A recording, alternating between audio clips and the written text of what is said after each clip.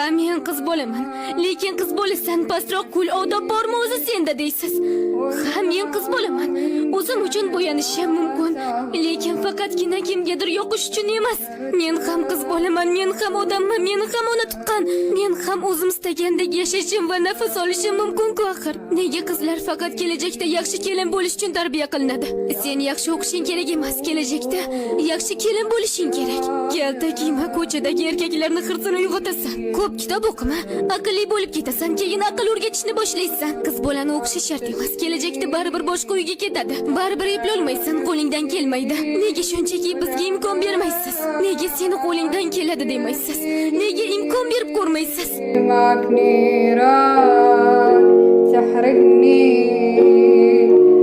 Men qiz bo'laman, lekin qiz bo'lasan pastroq kul odob bormi o'zi senda deysiz.